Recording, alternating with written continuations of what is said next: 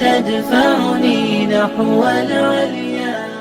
الحمد لله وكفى وسلام على عباده الذين اصطفى أما بعد فأعوذ بالله من الشيطان الرجيم بسم الله الرحمن الرحيم أمن هذا الذي هو جند لكم ينصركم من دون الرحمن إن الكافرون إلا في غرور أمن هذا الذي يرزقكم إن أمسك رزقه بل لجوا في عتو ونفور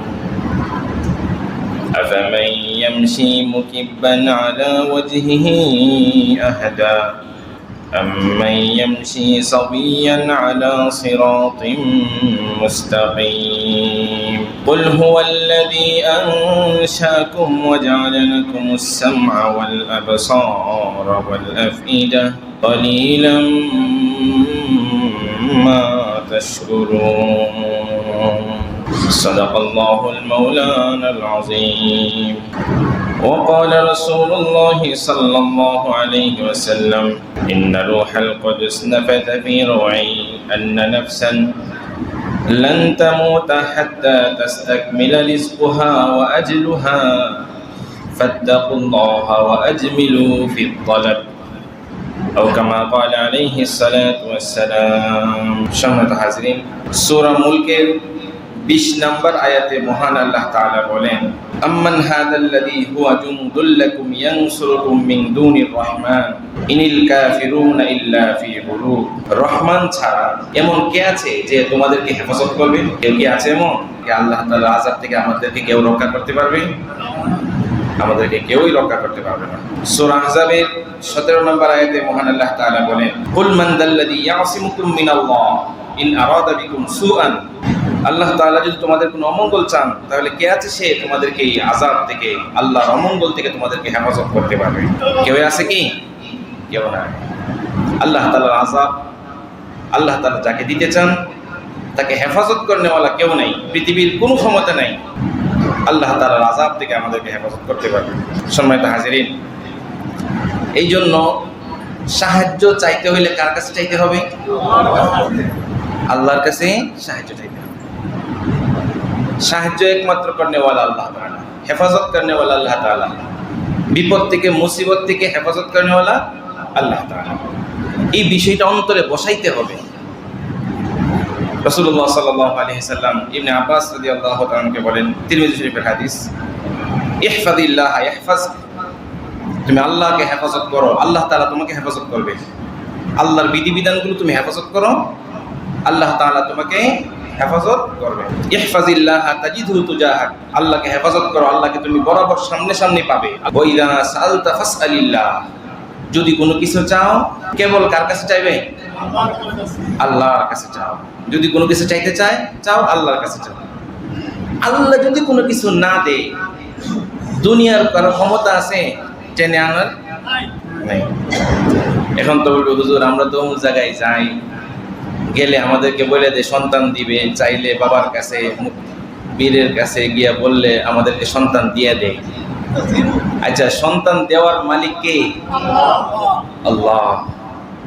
যদি কোনো ব্যক্তি মনে করে যে অমুক সন্তান দিতে পারে অমুক, তাহলে তো সে আল্লাহর সাথে পীরকে শরীক করে ফেললো। আল্লাহর সাথে পীরকে কি করলো? শরীক করলো। আপনার মধ্যে আর হিন্দুর মধ্যে তো কোনো পার্থক্য নাই। হিন্দুরা ঠিক কাজটাই করে, হিন্দুরা মূর্তি বানায় সাজদা করে, এটাই বলে যেই জিনিস দেনেওয়ালা আল্লাহ তাআলা, এখানে কেউ হাত ঢোকানোর ক্ষমতা নাই। কোনো ব্যক্তি যদি বিশ্বাস করে অমুকে দিতে পারে তো সে শিরিক করলো, সে পূজা করলো তার। এক জায়গায় গেছে, যাওয়ার পরে বলতেছে যে আপনারা নামাজ পড়া লাগবে না, আপনি আমার কাছে মুরিদ হন, আপনারা কি পড়া লাগবে না? নামাজ পড়া লাগবে না। তাহলে সে বলতেছে যে আপনারা নামাজ পড়া লাগবে না, তবে জাহান্নামে আপনি যাবেন না, জাহান্নাম থেকে আমি আপনাকে রক্ষা করব। জাহান্নাম থেকে আমি আপনাকে, আরে ভাই তুমি তাকে আরেকজনকে জাহান্নাম থেকে কেমনে রক্ষা করবে? তুমি জাহান্নাম থেকে রক্ষা পাবে না, সেই হিসাব করো। রাসূলুল্লাহ সাল্লাল্লাহু আলাইহি সাল্লাম থেকে তো বড় বুজুর্গ পৃথিবীতে কেউ নাই, আছে? রসুল থেকে বড় বুজুর্গ পৃথিবীতে কেউ আছে? রসুলের জীবনের কোন ওয়াক্ত নামাজ কাজা আছে? তো রসুল এত বড় বুজুর্গ হওয়ার পরে যদি নামাজ পড়া লাগে, আর আপনি বলবেন আমি শরীয়ত মানি না, তরিকত মানি, তরিকতের দোহাই দিয়ে ইসলামের বিধানগুলোকে আপনি অস্বীকার করবেন, ইমানই তো থাকবে না ভিতরে। আল্লাহর একটা বিধানকে শয়তানে অস্বীকার করার না কাফের হয়েছে। সে শরীয়ত মানে না, মানে কি পুরা কোরআনকে সে মানে না।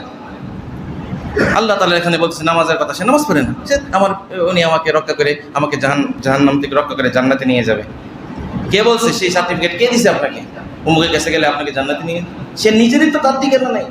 ইয়া নাফসি নবীরা পর্যন্ত কিয়ামতের দিন কি বলতেছে? ইয়া নাফসি ইয়া নাফসি ইয়া নাফসি। নবী, একজন নবী, ফি নাফসি, একজন নবী, সে নিজের আল্লাহর কাছে আশ্রয় চাইছে, আল্লাহ আমাকে হেফাজত করেন, হেফাজত করেন। শুধু রাসূলুল্লাহ সাল্লাল্লাহু আলাইহি সাল্লাম বলতেছে ইয়া উম্মতি ইয়া উম্মতি ইয়া উম্মতি। তাহলে আল্লাহর আযাব যখন আসে তখন আর কেউ কি রক্ষা করতে পারবে? বলেন, আযাব, এই আযাব থেকে রক্ষা করনেওয়ালা কেউ কি আছে? নাই। এখানে আর কেউ, ভাই দুসরা কেউ নাই, দুসরা কেউ নাই, একক আল্লাহ। কুল হুয়াল্লাহু আহাদ, এক আল্লাহ তাআলাকে আযাব দেন এবং যাকে চাই আযাব থেকে রক্ষা করেন। এখান থেকে এই যে কোরআনের আয়াতগুলো থেকে আমাদের শিক্ষা আছে। এই জন্য আল্লাহর যে ক্ষমতা আছে, এই ক্ষমতার মাঝে আর কাউকে শরীক করা যাবে না। এই বিষয়ে শরীক করলেই শিরক হয়ে যায়। সম্মানিত হাজিরিন, রাসূলুল্লাহ সাল্লাল্লাহু আলাইহি সাল্লাম বলেন, ওয়াইদা সাআলতা ফাসআলিল্লাহ, যদি কোনো কিছু চাও আল্লাহর কাছে চাও। ওয়াইদা ইসতাআনতা ফাসতাইন বিল্লাহ, যদি সাহায্য চাইতে হয় তাহলে একমাত্র আল্লাহর কাছে সাহায্য চাও। একমাত্র কার কাছে সাহায্য চাও? আল্লাহর কাছে সাহায্য চাও। সাহায্য আর কেউ করতে পারবে না, সাহায্যের মালিক আল্লাহ। এটা হাদিস দ্বারাই তো প্রমাণিত, নাকি আমি নিজে বানায় বানায় বলতেছি? হাদিস দ্বারাই। বর্তমানে আমাদের মুসলিম সমাজের মধ্যে এই যে বিভিন্ন রসম রেওয়াজ, কুসংস্কার ভরে গেছে আমাদের মাঝে, ভরে গেছে। এক জায়গার মধ্যে এনে ওখানে থেকে সুতা এনে হাতের মধ্যে বাঁধছে, আর বলছে এটা আমাকে হেফাজত করবে। সুতা হাতে বাঁধছে, ওইটা আমার হেফাজত করবে। লাল শালক আইনা লাগাইছে হাতের মধ্যে। তো সে তো সুতার কাছে সাহায্য চাইতেছে, আর রসুল বলছে সাহায্য চাইতে হলে কার কাছে চাইতে হবে? আল্লাহর কাছে। সে আনছে ওই জায়গা থেকে তাবিজ আইনা গলার মধ্যে লাগাইছে, লাগাই মনে করছে এই তাবিজ আমাদের কি করবে? হেফাজত করবে। সে তাবিজকে তো আল্লাহর সাথে শরীক করলো। সে তাবিজকে আল্লাহর সাথে কি করলো? শরীক করলো।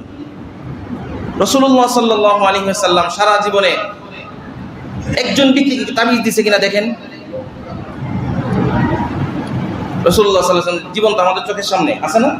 বর্ণিত আছে তো। রাসূল কি কাউকে জীবনে কোনোদিন তাবিজ লিখে দিয়েছে, যাও তোমাকে গলার মধ্যে তাবিজ লিখে দিছে কাউ? রাসূল? হ্যাঁ, সাহাবীদের থেকে বর্ণনা আছে, কোন কোন সাহাবী নির্দিষ্ট দোয়া আছে, দোয়া পরে তাবিজ সন্তান অবুজ সন্তানের গলার মধ্যে ঝুলাইয়া দিতেন। দোয়া, নির্দিষ্ট দোয়া হতে হবে।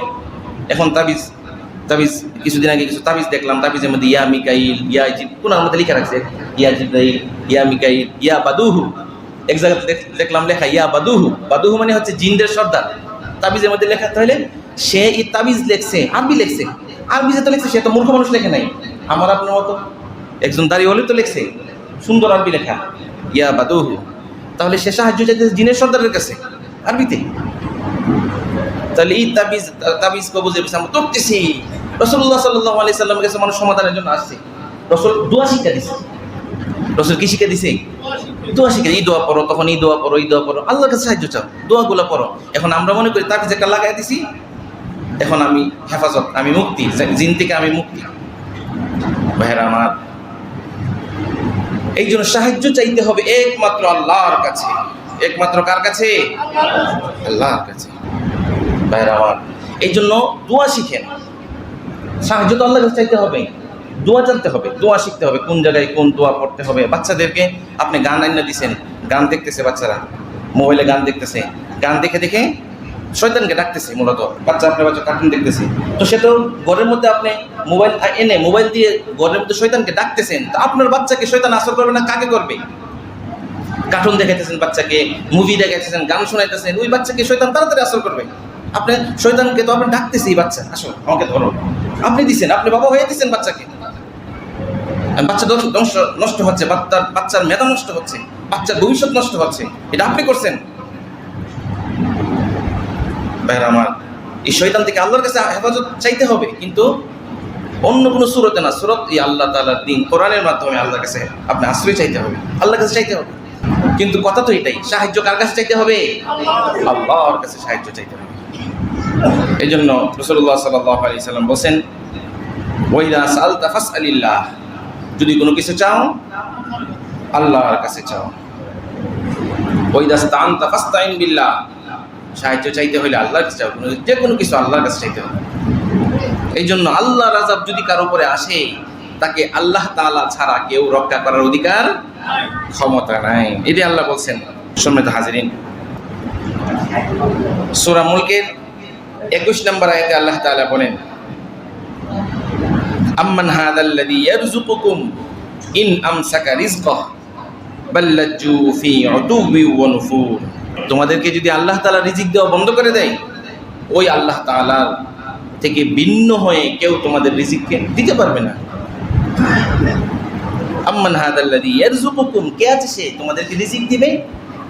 ইন আমসাকা রিজকাহু, যদি আল্লাহ নিজের রিজিক বন্ধ করে দেয়, তাহলে আল্লাহ তাআলা আমাদের সব কিছু করতেছে, আমাদের রিজিক খাওয়াচ্ছেন, আমাদেরকে সব কিছু ব্যবস্থাপনা করতেছেন।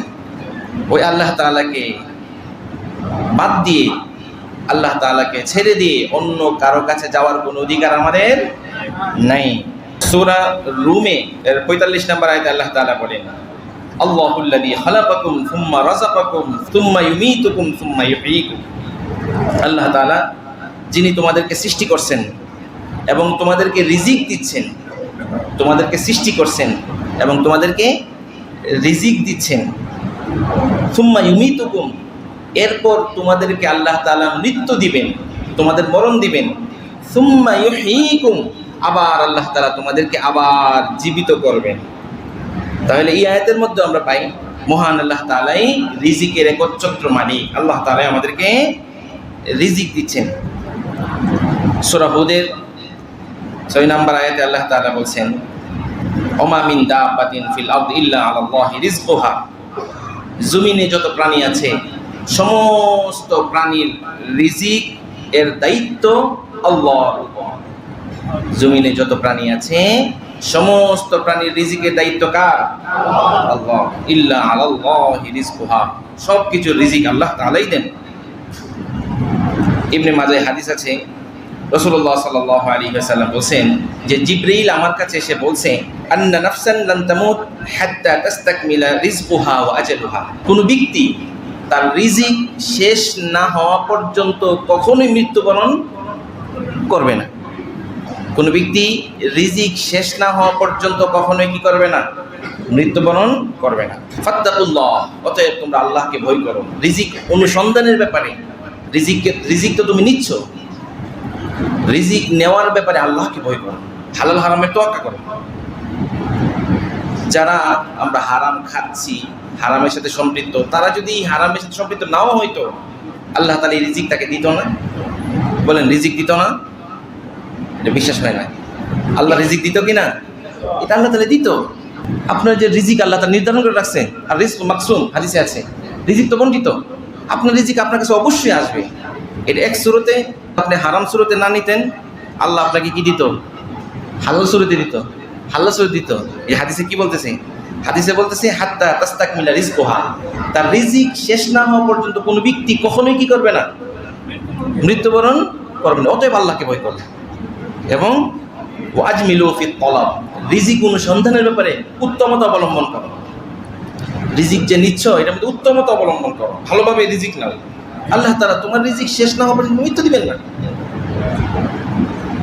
ইবনে নঈম রাহিমাহুল্লাহ হাদিস উল্লেখ করছেন, রাসূলুল্লাহ সাল্লাল্লাহু আলাইহি ওয়াসাল্লাম বলেন, লাউ আন্না ইবনে আদম হারাবা মিন রিজকিহি কামা ইয়াহরাবু মিনাল মাউত। যদি বনি আদম মৃত্যু থেকে পলায়ন যেভাবে করে, সেভাবে যদি রিজিক থেকে পলায়ন করত, লাদরাকা রিজকুহু কামা ইয়াদরুকুল মাউত, তাহলে রিজিক তাকে অবশ্যই পেত, অর্থাৎ রিজিক তাকে অবশ্যই খুঁজে নিত, যেমন মৃত্যু তাকে খুঁজে নেয়। রাসূলুল্লাহ সাল্লাল্লাহু আলাইহি সাল্লাম বলছেন যে বনি আদম রিজিক থেকে যদি পালায়ন করত, মৃত্যু থেকে যেমনভাবে পালায়ন করে, অর্থাৎ মৃত্যু থেকে তো আমরা সবাই পালায়ন করতেছি, সবাই মরণ থেকে দৌড়ি, চিকিৎসা যেভাবে করার দরকার, মানে আমার জন্য মরণ না হয়, মরণ থেকে তো আমি বিরত থাকতে পারি। রাসূলুল্লাহ সাল্লাল্লাহু আলাইহি ওয়াসাল্লাম বলছেন রিজিক থেকে যদি বনি আদম পালায়ন করত, মরণ থেকে যেভাবে পালায়ন করে, তাহলে রিজিক তাকে ওইভাবে খুঁজে নিত যেমন মরণ তাকে খুঁজে নেয়। মরণ তাকে যেভাবে খুঁজে নেয়, রিজিকও তাকে ওইভাবে খুঁজে নিত। ভাইরা আমার, রিজিক আল্লাহ তাআলা কর্তৃক বণ্টিত, আপনি মাহরুম হবেন না, ওই রিজিক থেকে আপনি মাহরুম হবেন না, কিন্তু আপনি তো নিচ্ছেন অন্য পথে, নিজ টেবিলের নিচ দিয়ে নিচ্ছেন, আর ভাবতেছেন আমি রিজিক খাচ্ছি। আর ভাই, আপনি তো রিজিক খাচ্ছেন কিন্তু হারাম পন্থায় তো নিচ্ছেন। আল্লাহ, আপনি যদি এইভাবে নিচ দিয়ে না নিতেন, আল্লাহ তাআলা উপর দিয়ে আপনার ব্যবস্থা করে দিত, হয়তো এটা আপনি বলেন হুজুরি কথা কেমনে সম্ভব, এটা কিভাবে সম্ভব? আমি তো মাসে যদি আমার 30,000 টাকা হয়, আমি তো আরো 70,000 টাকা মাসে কামাইতেছি অন্যভাবে, এটা কিভাবে আসবে? এটা আপনার কল্পনা নাই, কিন্তু আল্লাহ তাআলা দেওয়ার ক্ষমতা আছে না নাই? আল্লাহ তাআলা আপনাকে দিবে, যে কোনোভাবে আল্লাহ আপনার রিজিক পৌঁছে দিবে। এই রিজিক শেষ না হওয়ার পর্যন্ত মৃত্যু হবে না, এটা স্পষ্ট হাদিস। এই জন্য রাসূল বলেছেন ফাত্তাকুল্লাহ, রিজিক অনুসন্ধানের ব্যাপারে আল্লাহকে ভয় করো।